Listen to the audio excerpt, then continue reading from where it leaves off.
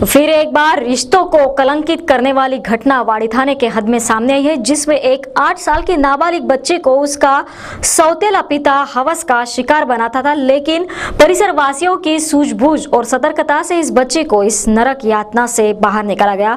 Police ने मामले में लिप्त आरोपी को गिरफ्तार कर लिया है। अंबाझरी पुलिस ने सौतेली बेटी से बलात्कार करने वाले नराधाम को परिसर वासियों की मदद से रंगे हाथ पकड़ा है।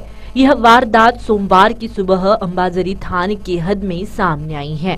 आरोपी 48 वर्षीय गोपाल ठोबरे बताया जा रहा है।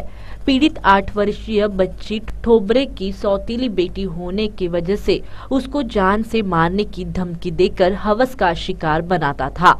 इस घटना में अगर परिसर वासी पहल न करते तो शायद ये बच्ची यूं ही इस नराधाम के हवस का शिकार बनते रहती। मिली जानकारी के अनुसार आरोपी गोपाल ठोबरे कार धोने का काम करता है। वह कुछ समय से पीड़ित 8 वर्षीय बालिका की मां के साथ पति की तरह रहता है। ठोबरे की पहली पत्नी बेटों के साथ अलग रहती है। बालिका की मां रोज सुबह 4 बजे कार धोने के लिए निकल जाती थी। पिछले 2 दिनों से ठोबरे बालिका की मां को काम पर छोड़कर वापस लौट आता था। उसके बाद इस 8 साल की मासूम बेटी को वह अपना शिकार बनाता था। कमला गोपाल ठोबरे। आपका ये पति का नाम? गोपाल। तो कैसे क्या ये घटना हुई, आपको कब पता? मतलब मेरे को भी मालूम नहीं है। जब मैं सवेरे काम पे गई 5 बजे, तो जस्ट मतलब गई थी, वैसे मेरे को पुलिस लोगों का फोन आया कि मैडम आप कहाँ हो। मैं बोली काम पे हूँ। तो एकदम मतलब डायरेक्ट उन्होंने मेरे को ऐसा कुछ नहीं बोला, तबीयत खराब हो गई आपकी लड़की की, आ जा। वो खुद लेने मेरे को वहाँ है काम पे। तो आपको घटना की जानकारी कैसे मिली है? जब घर में आई तब पता चला मेरे को कि ऐसा, हाँ ऐसा कुछ हुआ। जब मैंने मेरी लड़की को पूछा तो उसने बता दिया। तो ये लड़की के पिताजी का सौतेले? वो लड़की ना सर, वो मतलब 2-3 दिन से उसके रोने की आवाज आ रही थी हमको, तो हमने कवर किया कि लड़की रोती क्यों है सुबह के समय। इसके माँ बाप तो दोनों काम पे जा रहे हैं, तो क्या बात है ये रो रही है, सुबह आई वो करके रोती है। तो हम लोगों ने मतलब वो 2-3 बार हमको वो झलका, ये घर में आता है तो क्यों रोती है, यानी वो तो उसका बाप है ना। तो हम उतना ध्यान नहीं दिए उसके ऊपर। हो सकता है भाई उसका बाप है, वो जा सकता है अपने घर में, अपन काहे के लिए उतना किसी के घर में दखल कर सकते हैं। तो हम लोगों ने फिर सोचा कि देखती है क्या है करके।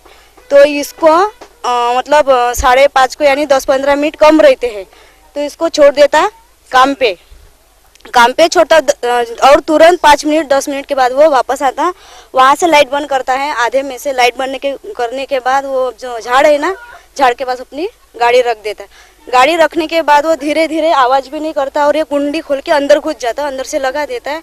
और लगाने के बाद फिर हमने सबको सावधान किया, यानी इनको सबको सावधान कर दिया कि ये घर के अंदर घुसा, अब देखो ये क्या करता है, लड़की रोती है कि नहीं रोती है।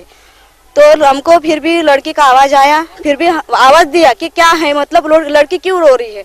तो उसने बोला कि कुछ नहीं, मैं घर के अंदर हूँ, मतलब ब्रश लेने आया हूँ। ठीक है, हमने ये बात यहाँ तक ये की। फिर उसके दूसरे दिन हम लोग यानी वो भी देखे। फिर सोमवार को हमारी पूरी प्लानिंग थी कि सोमवार को हम लोग इसको रंगे हाथ, जो भी है सच बोल रहा, 1 दिन झूठ बोलेंगे, 2 दिन झूठ बोलेंगे, तीसरे दिन तो सामने में आएगा ये बात।